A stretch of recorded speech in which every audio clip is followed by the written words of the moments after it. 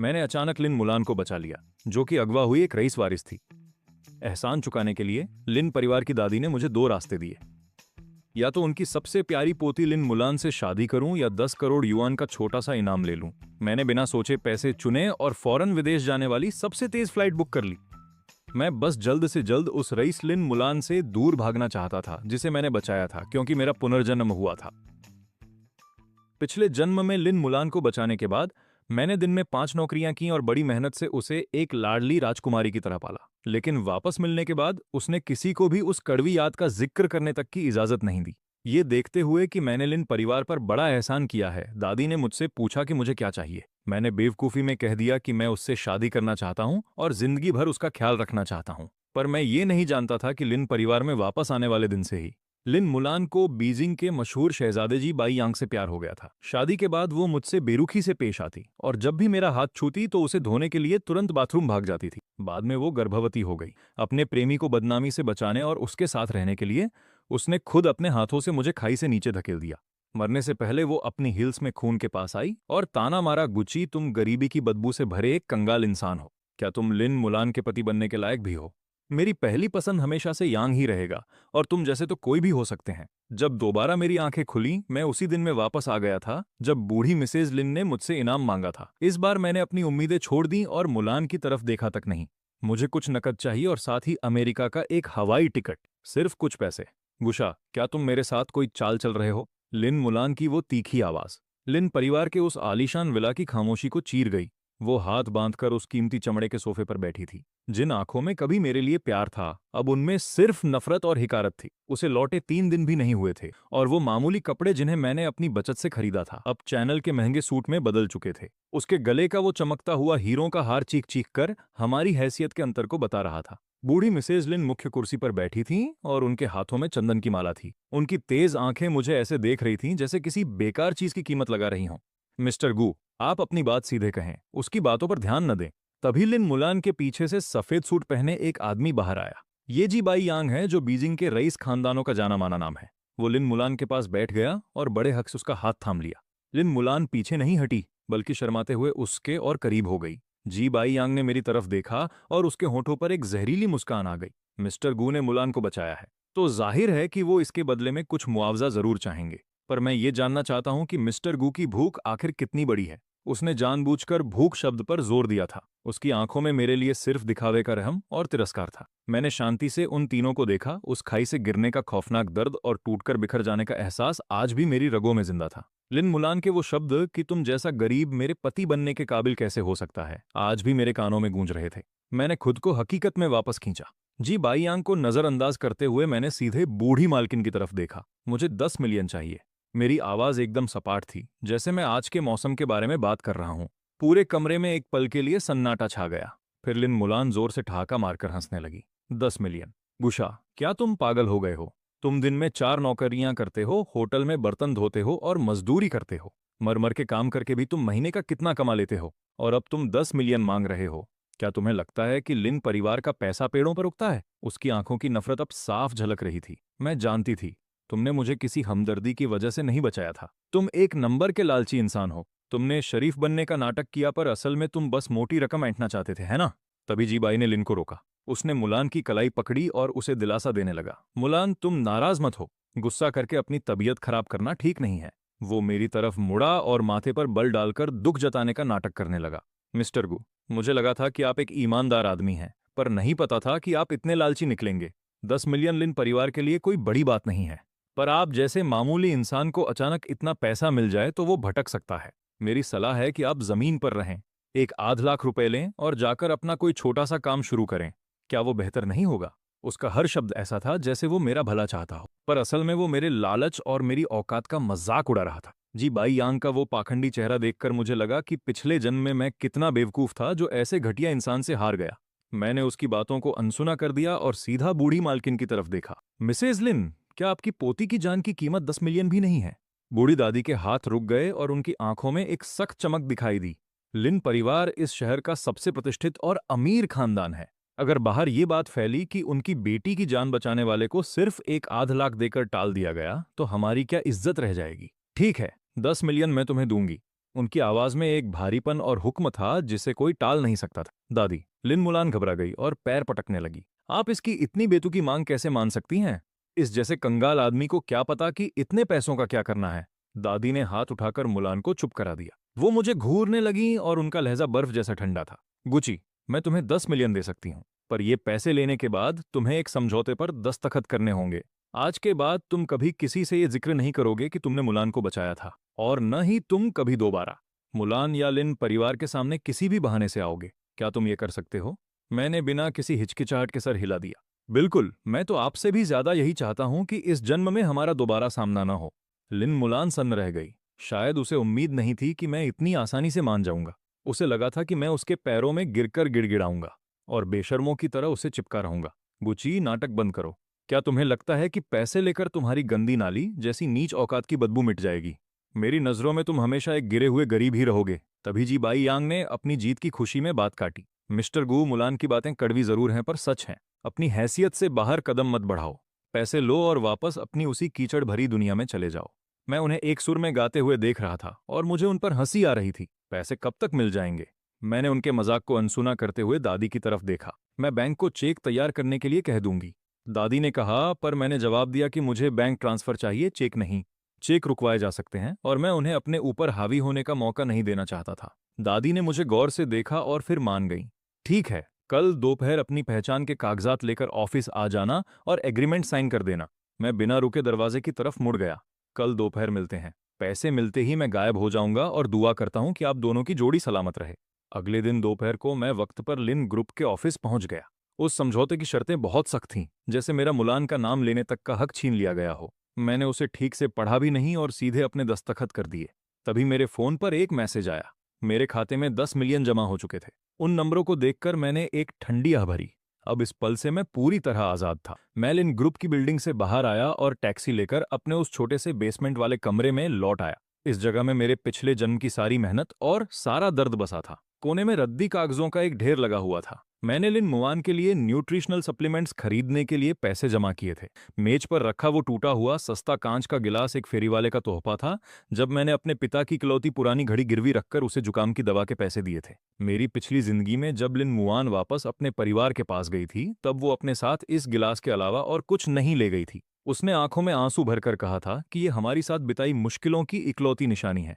लेकिन बाद में मुझे पता चला कि वो उस गिलास को सिर्फ इसलिए ले गई थी ताकि जीबाई यंग की हमदर्दी पाने के लिए उसे दिखा सके कि उसने समाज के निचले स्तर पर कितने जुल्म सहे हैं। आखिर में उस कप को जीबाई यंग ने मेरे सामने ही बड़ी बेपरवाही से चकनाचूर कर दिया था। मैंने उस गिलास को उठाया, कूड़ेदान के पास गया और उसे एक जोरदार आवाज के साथ छोड़ दिया। कांच के टुकड़े फर्श पर हर तरफ बिखर गए थे। कूड़े को कूड़ेदान में ही रहना चाहिए। ठीक तभी उस किराए के कमरे का खस्ताहाल लोहे का दरवाजा जोर से धक्का देकर खोला गया। लिन मुआन अपनी नाक ढके हुए नफरत भरी नजरों के साथ दरवाजे पर खड़ी थी। जी बाई यंग उसके पीछे चला आ रहा था। उसने एक साफ सफेद रुमाल पकड़ा हुआ था और खुद को हवा करने का नाटक कर रहा था। तुम सच में ऐसी घिनौनी जगह पर छिपे हुए थे। उबड़ खाबड़ सीमेंट के फर्श पर लिन मुआन की हाई हील्स की चुभने वाली आवाज गूंज रही थी। ये बदबू तो किसी गंदे नाले से भी ज्यादा घिनौनी है। जी बाई यंग ने हल्के से माथे पर बल डाला और उसका अंदाज घमंड से भरा हुआ था। वार्नर, मैंने तुमसे कहा था कि ऐसी जगह पर मत आया करो। इस माहौल में अगर तुम एक सेकंड भी और रुकी तो तुम्हें भयंकर इन्फेक्शन हो जाएगा। मैंने ऊपर देखे बिना ही अपने कुछ फटे पुराने कपड़ों को समेटना जारी रखा। मिस लिन, आप जैसी महान हस्ती का यहाँ आगमन कैसे हुआ? यहाँ किस लिए आई हैं आप? हमारा लेन देन तो कब का खत्म हो चुका है। लिन मुआन अंदर आई और उसकी नजरें उस छोटे से कमरे के चारों ओर घूमने लगी। जब उसने कूड़ेदान में कांच के टुकड़े देखे तो उसके चेहरे के हाव भाव एकदम बदल गए। गुची, तुमने वो कब तोड़ दिया? उसने कूड़ेदान की तरफ इशारा किया। उसकी आवाज काफी तीखी और कड़वी थी। मैंने अपने कपड़े अपने पुराने कैनवस बैग में ठूंस दिए और जिप बंद कर दी। ये बस एक टूटा हुआ कप है। ये बेकार में जगह घेर रहा था, इसलिए मैंने इसे फेंक दिया। तुम्हें पता ही क्या है? लिन मुआन ने बिना सोचे समझे पलटवार करना चाहा, लेकिन फिर अचानक रुक गई।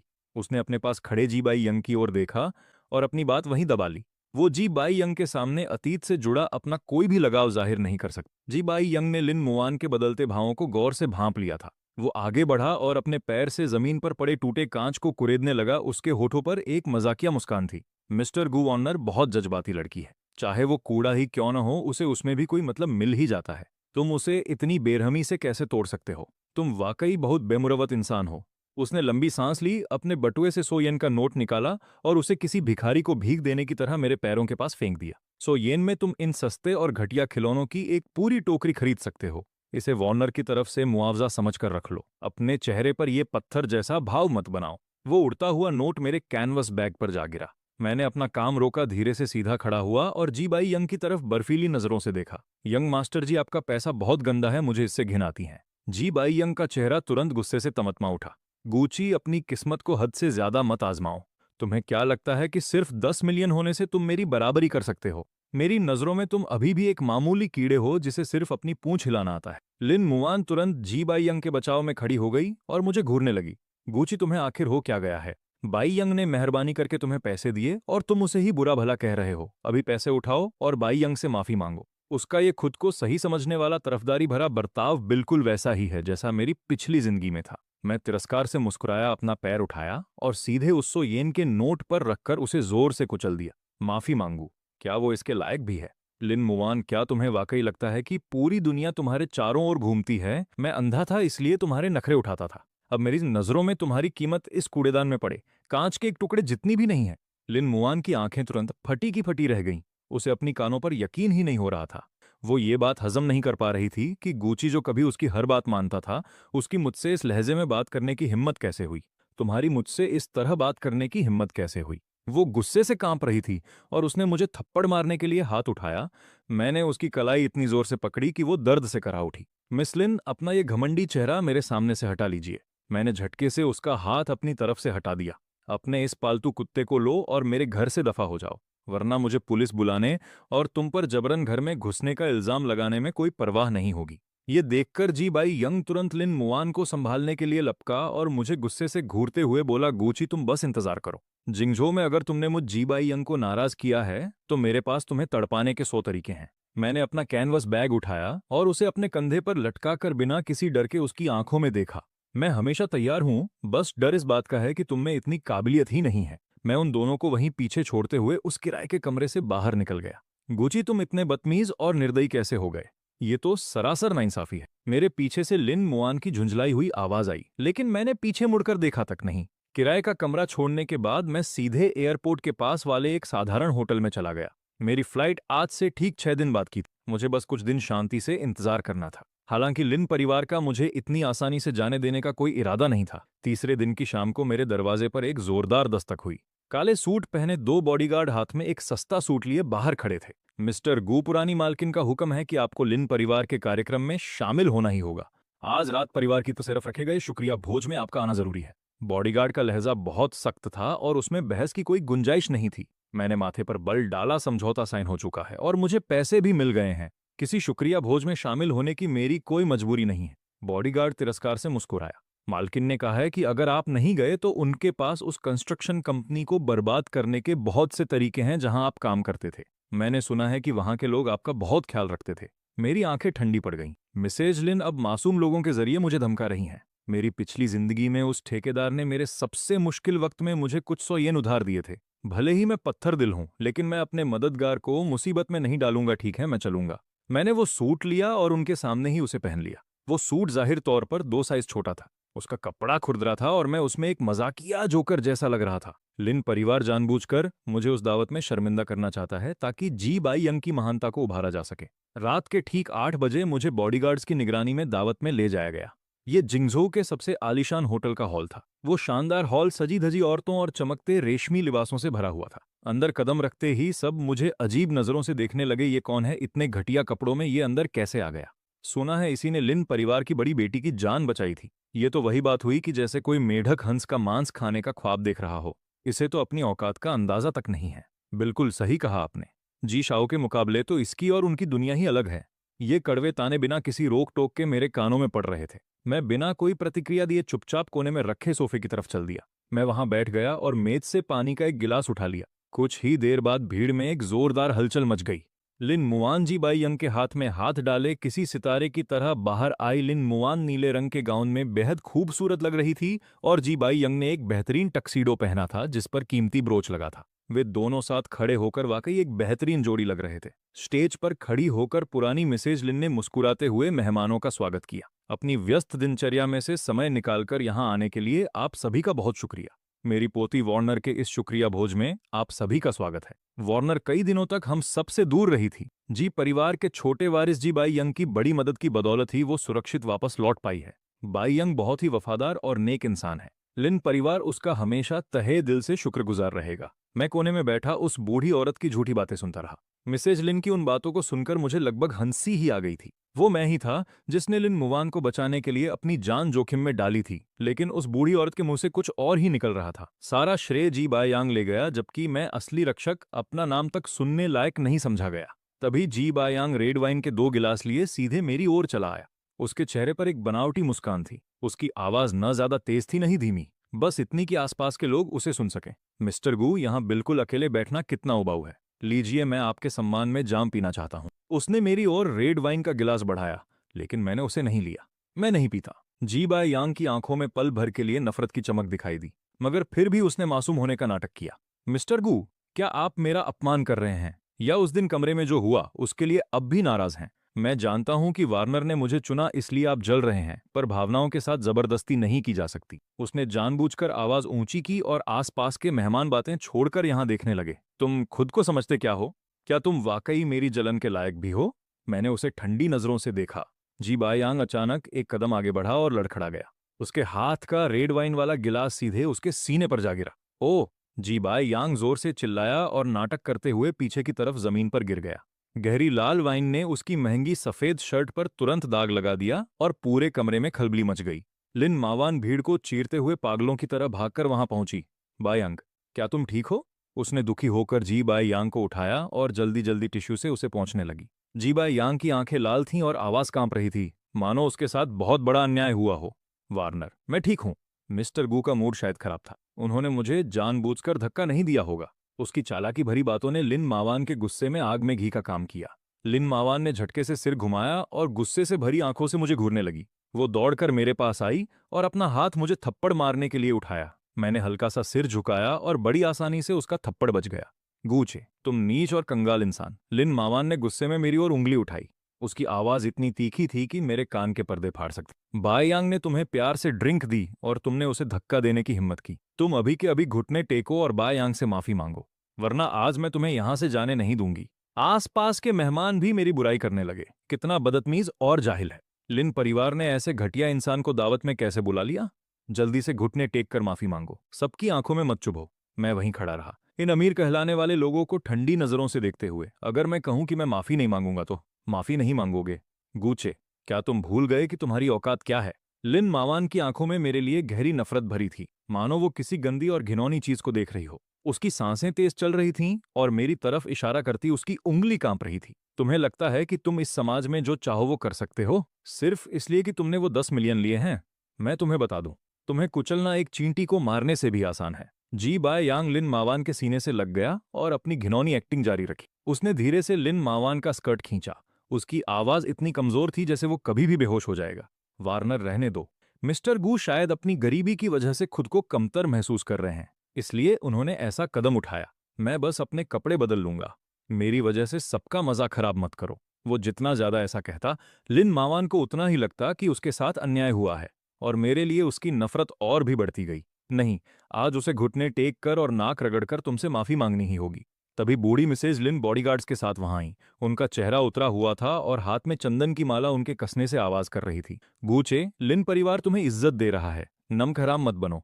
बुढ़िया की आवाज तेज नहीं थी, लेकिन उसमें एक अटल दबाव था। अगर तुमने आज घुटने टेक कर इस मामले को खत्म नहीं किया, तो मैं किसी भी वक्त बैंक से तुम्हारे 10 मिलियन फ्रीज करवा सकती हूँ। इतना ही नहीं, मैं ये तय करूंगी कि तुम जिंगझोउ क्या पूरे देश में कहीं भी रोटी न कमा सको। जैसे ही बुढ़िया ने बात खत्म की, काले कपड़ों में 1 दर्जन से ज्यादा बॉडीगार्ड्स ने मुझे घेर लिया और एक कोने में फंसा दिया। आसपास के मेहमान पीछे हट गए, लेकिन उनकी आंखों में एक अच्छा तमाशा देखने की उत्सुकता साफ झलक रही थी। इस वक्त दबाव अपने चरम पर पहुंच चुका था। सबको लगा कि मैं समाज के सबसे निचले तबके का एक गरीब इंसान लिन परिवार की ताकत के आगे घुटने टेक कर रहम की भीख मांगूंगा। लिन मावान का वो घमंडी चेहरा, जी बाय यांग की नफरत भरी आंखें और बुढ़िया के तेवर देखकर मैं अचानक हंस पड़ा। उस सन्नाटे से भरे हॉल में मेरी हंसी बड़ी अजीब लगी। तुम हंस क्यों रहे हो?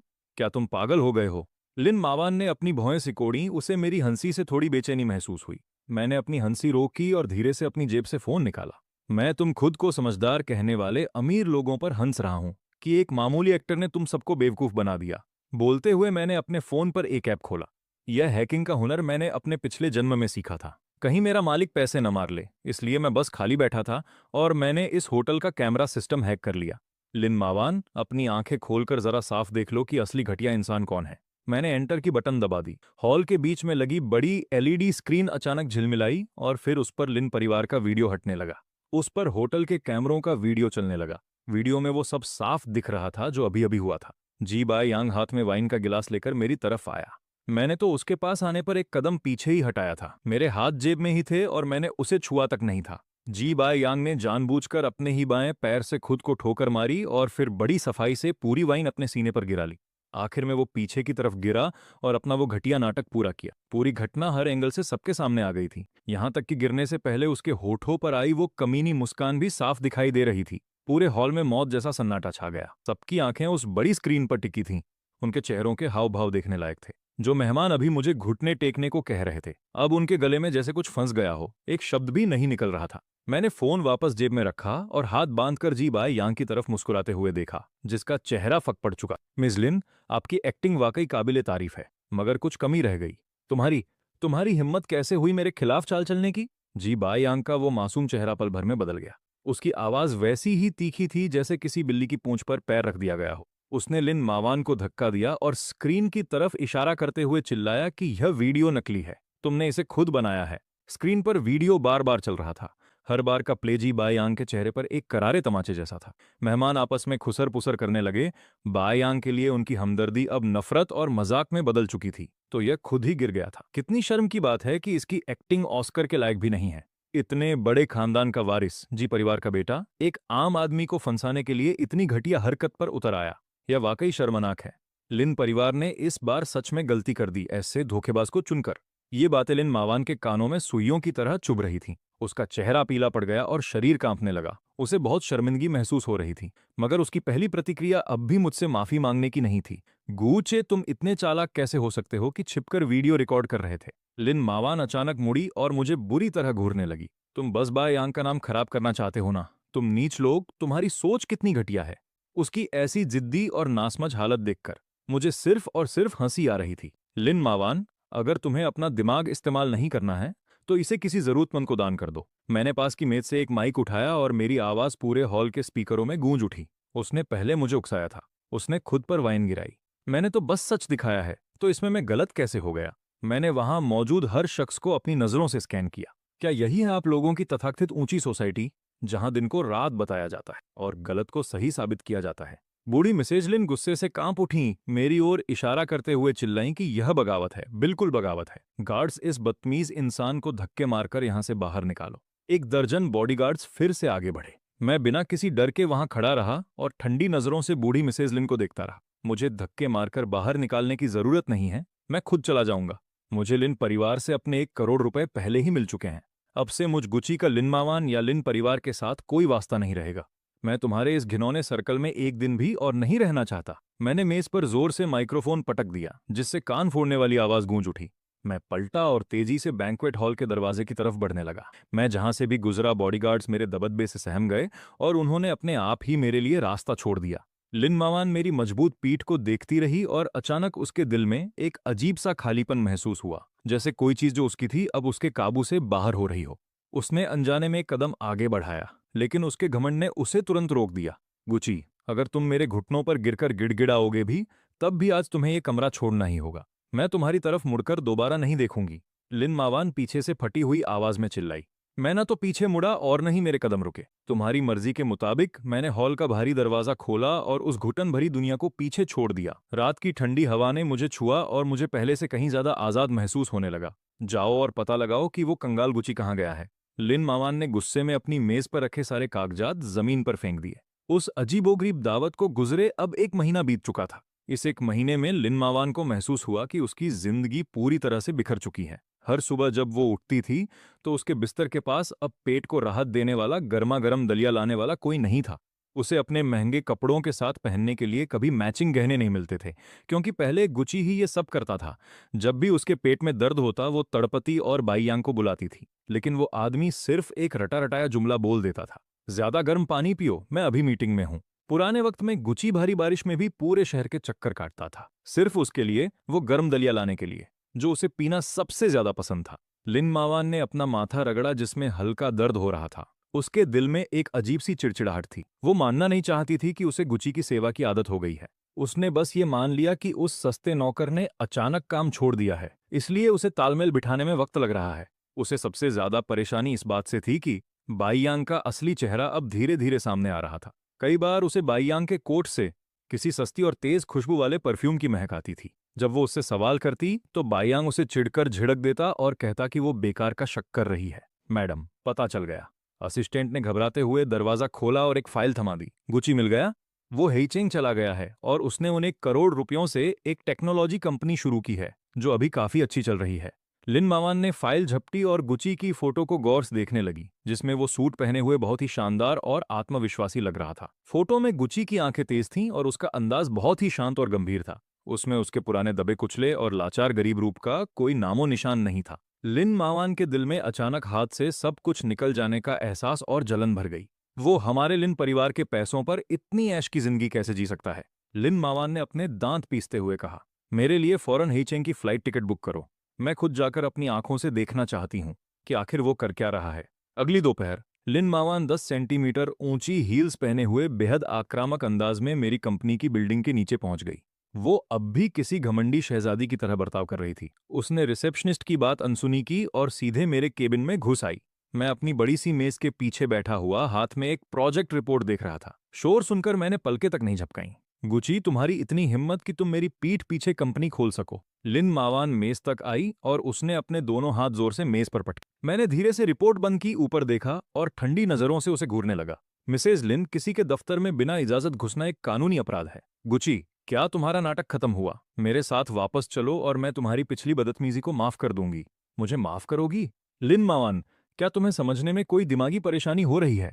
मैं कुर्सी पर पीछे की ओर झुका और उसे ऐसे देखने लगा जैसे किसी पागल को देख रहा हूं। लिन मावान अवाक रह गई और उसका चेहरा लाल हो गया। वो मुझे गौर से देखती रही, जैसे मेरे चेहरे पर किसी बनावटीपन को ढूंढने की कोशिश कर रही हो, लेकिन उसे निराशा हाथ लगी। मेरी आंखों में सिर्फ नफरत भरा मजाक था, वो पुराना प्यार कहीं नहीं था। दिखावा बंद करो। लिन मावान अपनी घबराहट छिपाने के लिए ऊंची आवाज में चिल्लाई। तुम जानबूझकर यहां आए। ये कंपनी खोलना सिर्फ मेरा ध्यान खींचने का एक तरीका है ना? तुम्हें लगता है कि सूट पहनकर तुम अपनी गरीबी को छिपा सकते हो? मैं तुम्हें बता दूं, तुम हमेशा एक मामूली और बेकार इंसान ही रहोगे, जो सिर्फ लिन परिवार के टुकड़ों पर पल सकता है। मैंने शांति से उसका चिल्लाना सुना और मेरे होंठों पर एक क्रूर मुस्कान आ गई। पिछले जन्म में उसने इसी घमंड भरे लहजे में मुझे मिट्टी में मिला दिया था। मैं खड़ा हुआ और धीरे से मेज के पास जाकर उसके सामने खड़ा हो गया। मेरा कद और मेरा रुतबा उसे छोटा महसूस कराने लगा। लिन मावान अनजाने में एक कदम पीछे हट गई। लिन मावान, तुम्हें क्या लगता है कि तुम्हारी पहली पसंद हमेशा बाईयांग ही रहेगा?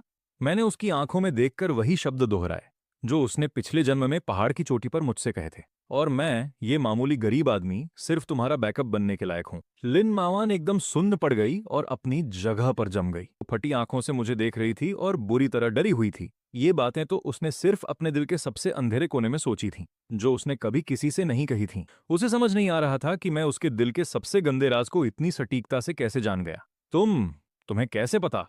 उसके होंठ कांप रहे थे और वो एक पूरा जुमला तक नहीं बोल पा रही थी। मैंने उसे संभलने का एक भी मौका नहीं दिया। मैं उसे अपनी बातों से चोट पहुंचाता रहा। तुम्हें क्या लगता है कि तुम कोई बहुत बड़ी शहजादी हो? तुम बस एक एहसान फरामोश, मतलबी और पत्थर दिल इंसान हो। तुम मेरी कुर्बानियों का फायदा उठाती हो और फिर मेरी ही औकात को नीचा दिखाती हो। तुम बाईयांग की ताकत को पसंद करती हो, लेकिन उसके गिरे हुए किरदार को नहीं देख पाती। अब मेरी नजरों में तुम्हारी अहमियत सड़क के किसी आवारा कुत्ते से भी कम है। लिन मावान की हिम्मत पूरी तरह से जवाब दे गई। उसने अपने कान बंद कर लिए और पागलों की तरह अपना सिर हिलाने लगी। नहीं, ऐसा नहीं है, तुम बकवास कर रहे हो। मैं उसकी ये हालत और ज्यादा नहीं देखना चाहता था, इसलिए मैंने इंटरकॉम का बटन दबाया। सिक्योरिटी, ऊपर आओ और इस पागल औरत को दफ्तर से बाहर निकालो। आधे मिनट के अंदर 2 हट्टे कट्टे गार्ड्स अंदर आए और उन्होंने लिन मावान को दोनों तरफ से पकड़ लिया। मुझे छोड़ो, जानते हो मैं कौन हूं? मैं लिन परिवार की सबसे बड़ी बेटी हूं।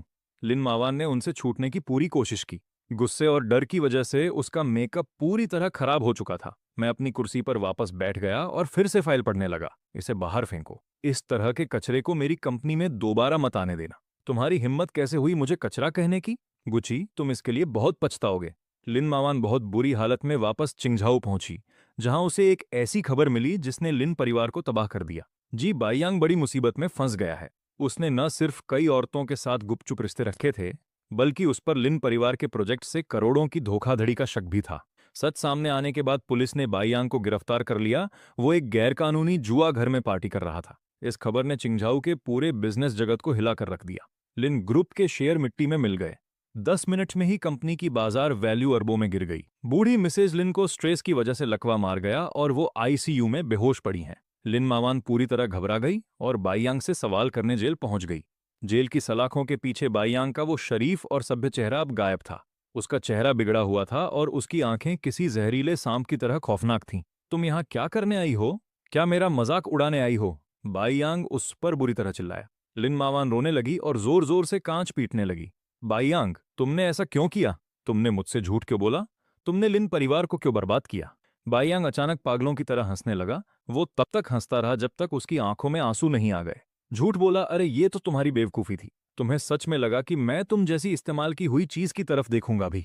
अगर लिन परिवार की दौलत का लालच न होता तो क्या मैं तुम जैसी बेवकूफ को झेलता, जो असल में खुद दूसरों के आगे हाथ फैला रही है? उसका हर शब्द किसी तेज चाकू की तरह लिन मावान के दिल के आर पार हो रहा था। वो जमीन पर गिर पड़ी और उसे ऐसा महसूस हुआ जैसे उसकी पूरी दुनिया उजड़ गई हो। सिर्फ इसी पल उसे जी बाइयांग का असली चेहरा दिखाई दिया। निराशा के उस गहरे अंधेरे में लिन मुलान पागलों की तरह मुझे याद करने लगी। उसे वो गुशा याद आया जो उसके लिए एक छोटा सा केक खरीदने के लिए दिन में कई नौकरियां करता था। उसे वो गुशा याद आया जो उसकी बीमारी में रात रात भर उसके सिरहाने बैठा रहता था और एक पल के लिए भी आंखें नहीं मूंदता था। पछतावे का वो जहर अब एक जहरीले सांप की तरह उसे अंदर ही अंदर डस रहा था। बीजिंग में पतझड़ की एक शाम थी और मूसलाधार बारिश हो रही थी। मैंने अभी अभी बिजनेस की एक बहुत जरूरी मीटिंग खत्म की थी। बातचीत खत्म करके मैं अपनी मैबैक की पिछली सीट पर बैठा होटल वापस जाने की तैयारी कर रहा था। कार अभी अंडरग्राउंड पार्किंग से बाहर निकली ही थी कि ड्राइवर ने अचानक जोर से ब्रेक लगाए। मिस्टर गू, रास्ते में कोई बारिश में घुटनों के बल बैठकर रास्ता रोके खड़ा है। मैंने खिड़की का शीशा नीचे किया और बेरुखी से बाहर देखा। लिन मुलान मूसलाधार बारिश में पूरी तरह भीगी हुई थी और कार के सामने एक भीगे हुए चूहे की तरह घुटनों के बल बैठी थी। उसके वो खूबसूरत बाल अब उसके चेहरे पर चिपके हुए थे और उसके कपड़े कीचड़ से सने हुए थे। शीशा नीचे होता देख वो लड़खड़ाते हुए कार के दरवाजे की तरफ आई और उसके किनारे को मजबूती से पकड़ लिया। गुशा, मुझसे गलती हो गई। मुझे सच में एहसास हो गया है कि मैं गलत थी। प्लीज मुझे एक और मौका दे दो। तुम्हें एक और मौका दूं ताकि तुम मुझे फिर से खाई से नीचे धकेल सको। मैंने एक बड़ा काला छाता लिया, कार का दरवाजा खोला और कीचड़ में पड़ी लिन मुलान को नीचे झुककर देखा। छाते से टपकती ठंडी बारिश की बूंदें सीधा उसके चेहरे पर गिर रही थीं। लिन मुलान ने अचानक ऊपर देखा और खौफ से मुझे ताकने लगी। जाहिर है उसे मेरे पुनर्जन्म के बारे में कुछ नहीं पता था। उसे बस ऐसा लगा जैसे मेरा चेहरा एक जंग लगी लोहे की आरी की तरह हो, जो धीरे धीरे उसकी रूह को चीर रहा हो और उसे छिपने की कोई जगह न मिल रही हो। क्या तुम ये क्या कह रहे हो? मुझे कुछ समझ नहीं आ रहा। उसके दांत किटकिटा रहे थे और वो अपने बेइंतहा डर को छिपाने की कोशिश कर रही थी। मुझे उसकी इस लाचारी को देखकर मजा आ रहा था। मेरे मन में कोई दया नहीं थी, बस इंतकाम का सुकून था। अगर तुम्हें समझ नहीं आ रहा तो कोई बात नहीं। बस तुम्हें इतना जानने की जरूरत है कि मेरी नजरों में तुम अभी क्या हो। तुम्हारी कीमत कीचड़ के एक गड्ढे के बराबर भी नहीं है। लिन मुलान पूरी तरह टूट गई और फूट फूट कर रोने लगी। वो बिना सोचे समझे आगे बढ़ी और उसने कसकर मेरे पैर पकड़ लिए। उस कीचड़ ने मेरी खास तौर पर सिली हुई पैंट को गंदा कर दिया था। गुशा, मुझे सच में बहुत पछतावा हो रहा है। जी बाइयांग एक जानवर है। उसने मुझसे झूठ बोला और लिन परिवार को बर्बाद कर दिया। दादी अभी भी अस्पताल में है और उनका इलाज चल रहा है और लिन परिवार अब पूरी तरह दिवालिया होने की कगार पर है। गुशा, अब तुम्हारे सिवा मेरा इस दुनिया में कोई नहीं है। उसने अपना चेहरा ऊपर उठाया। उसके आंसू बारिश में मिल रहे थे। वो अपनी इस हालत से मेरे मन में पुरानी हमदर्दी जगाने की कोशिश कर रही थी। गुशा, मैं मां बनने वाली हूं। ये जी बाइयांग का बच्चा है, पर मैं कल ही इसे खत्म कर दूंगी। अगर तुम मुझे अपना लोगे तो मैं तुम्हारी हर बात मानूंगी। मैं तुम्हारी गुलाम बनकर रहूंगी। उसकी ये बेशर्मी भरी बातें सुनकर मुझे घिन आ रही थी। पिछले जन्म में भी उसने इसी बच्चे का बहाना बनाकर मुझे मौत के करीब बुलाया था। वो मुझे खाई के किनारे ले गई और खुद अपने हाथों से मुझे नीचे धकेल दिया था। मैंने अपनी आंखें सिकोड़ी, अपना पैर उठाया और उसे बिना किसी दया के लात मारकर दूर कर दिया। लिन मुलान चीखी और कीचड़ भरे गड्ढे में जा गिरी। लिन मुलान, तुम तो अब मुझसे नफरत पाने के हकदार भी नहीं हो। मैंने नीचे उसकी तरफ देखा और मेरा लहजा बर्फ की तरह ठंडा था। तुम्हारा ये गिड़गिड़ाना और भीख मांगना मुझे नफरत से भर रहा है। मेरी आंखों को गंदा मत करो, दफा हो जाओ यहां से। मैंने अपनी आंखें सिकोड़ी और बिना किसी हिचकिचाहट के उसे लात मारकर दूर फेंक दिया। लिन मुलान की चीख निकली और वो कीचड़ के गड्ढे में जा गिरी और गंदा पानी उछलकर उस पर गिर गया। मैं मुड़ा और कार में बैठ गया। मैंने दोबारा उसकी तरफ मुड़कर भी नहीं देखा। मैंने बेरुखी से ड्राइवर को गाड़ी आगे बढ़ाने का हुक्म दिया। जी मिस्टर गू। फोन की दूसरी तरफ असेन की आवाज हमेशा की तरह शांत और सधी हुई थी। ये खबर एकदम पक्की और भरोसेमंद है। लिन परिवार को अब हर तरफ से नाकामियों का सामना करना पड़ रहा है। देश का कोई भी बैंक अब उन्हें कर्ज देने की हिम्मत नहीं कर रहा है। वो अब विदेश की किसी काली कमाई वाली फाइनेंस कंपनी से संपर्क कर रहे हैं। वो बिचौलियों के जरिए अपने पुराने घर को गिरवी रखकर एक आखिरी कर्ज लेना चाहते हैं। काली कमाई वाली कंपनी, उस पुराने घर की बाजार में क्या कीमत होगी? वैसे तो उसकी कीमत कम से कम 50 करोड़ होगी, पर अब लिन परिवार को पैसों की सख्त जरूरत है। और दूसरी तरफ वो बेरहम ब्लैक गोल्ड कैपिटल वाले हैं। मेरा अंदाजा है कि वो ज्यादा से ज्यादा 20 करोड़ का ही कर्ज देंगे और उस पर ब्याज भी आसमान छूने वाला होगा। 20 करोड़, क्या वो इतने के भी हकदार हैं? असेन, मेरी बात सुनो। अपने सारे संपर्कों का इस्तेमाल करो और तुरंत पता लगाओ कि लिन परिवार ने उस कंपनी के किस आदमी से बात की है और उनकी मुलाकात कब और कहाँ होने वाली है।